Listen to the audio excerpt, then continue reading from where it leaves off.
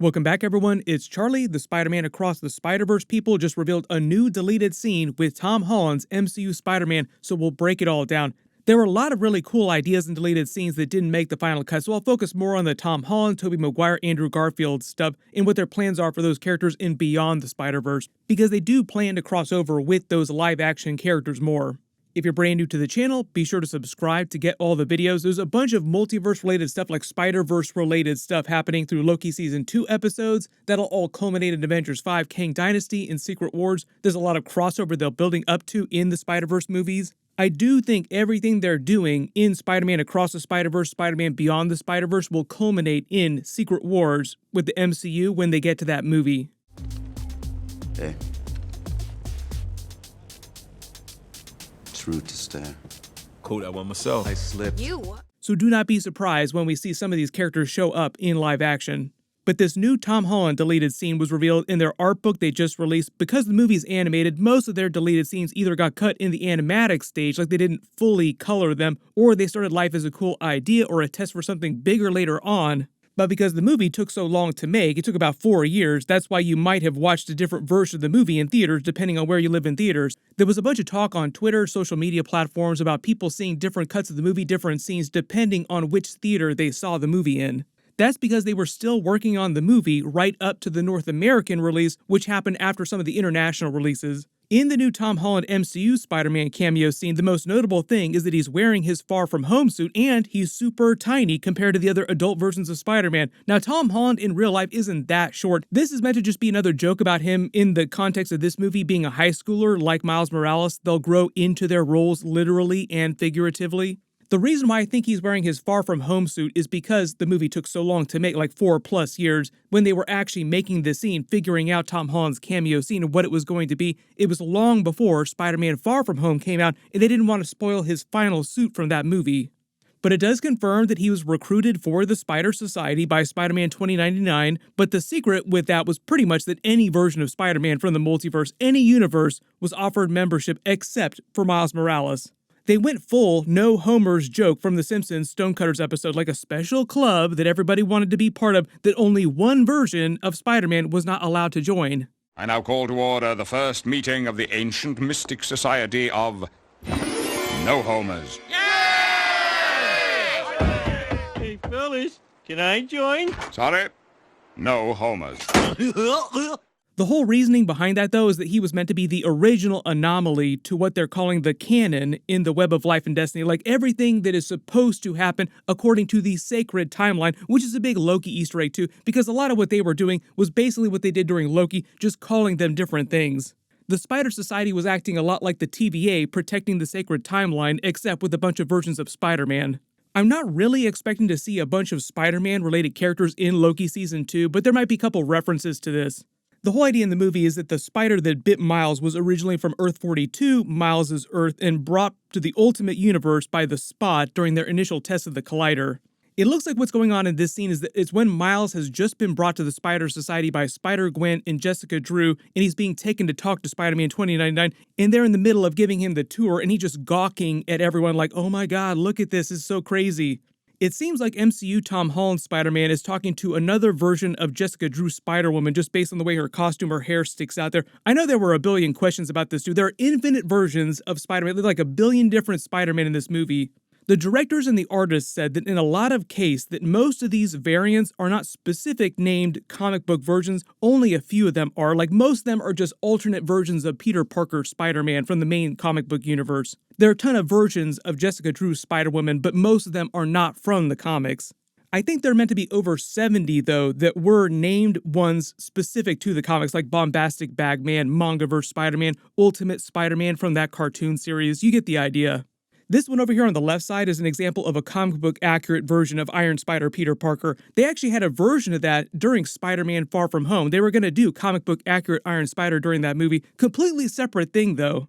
This would have been what his new upgraded suit looked like when the former Iron Spider suit combined with his advanced suit to make that gold-looking symbol. They usually have a bunch of different versions of this kind of thing when they do the live-action Spider-Man movies too, like many, many different ideas about what the new suits are going to look like.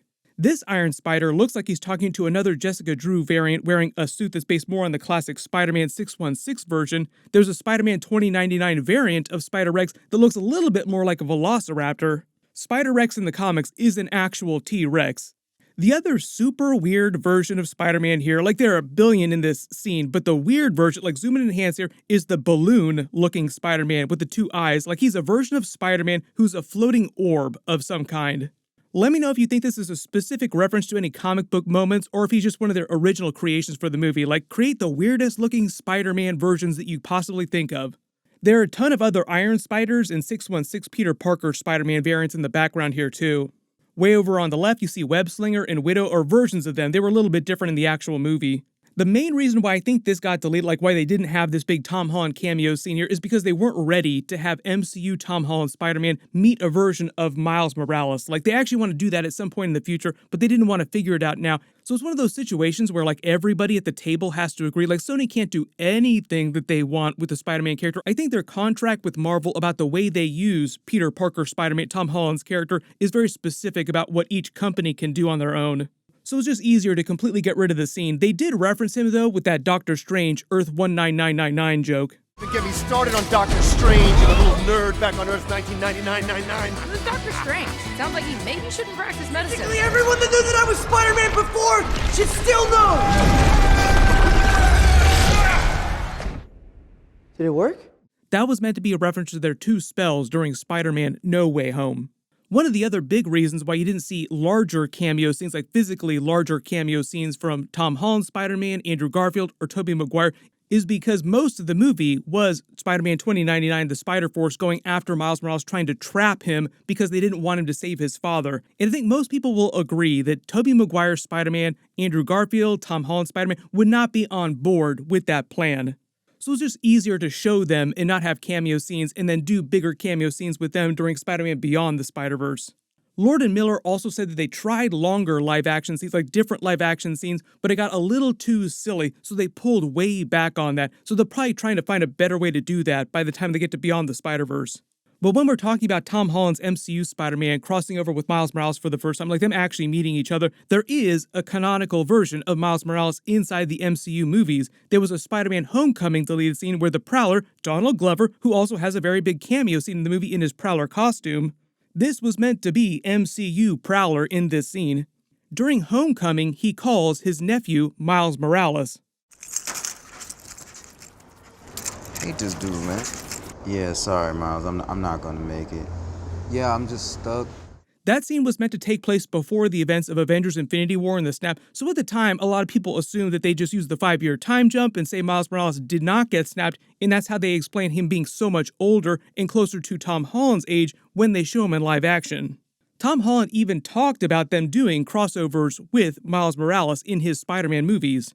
Kevin Feige's been a little cagey about live-action Miles Morales in the MCU movies recently, but they kind of answered that question right after Spider-Man Across the Spider-Verse came out, and Amy Pascal revealed that Sony had been working on an actual live-action Miles Morales movie, but it wouldn't be released till after Spider-Man Beyond the Spider-Verse. So a lot of you see the way these plans are kind of playing out in Sony's mind and Marvel's mind behind the scenes, like, oh, okay, it's starting to make a little more sense now the way they're doing this. Because there was so much live-action crossover and Across the Spider-Verse, there'll be more in Beyond the Spider-Verse. The theory right now is that they're setting up the Spider-Verse characters to cross over into the MCU live-action universe for Secret Wars. Would it not be cool to see those characters in live action and for them to substitute the Spider-Force for the Thor Corps? Like, that would be such a bigger payoff, but it involve a lot of dollars changing hands between Sony and Marvel. But Sony would definitely want that Avengers money.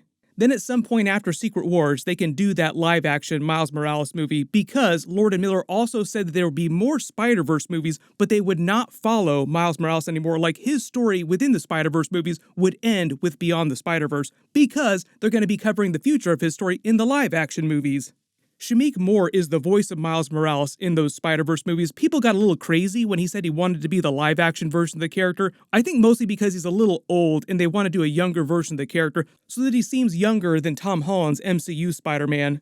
But pretty solid bet that we'll see that live-action Miles Morales movie right after Secret Wars.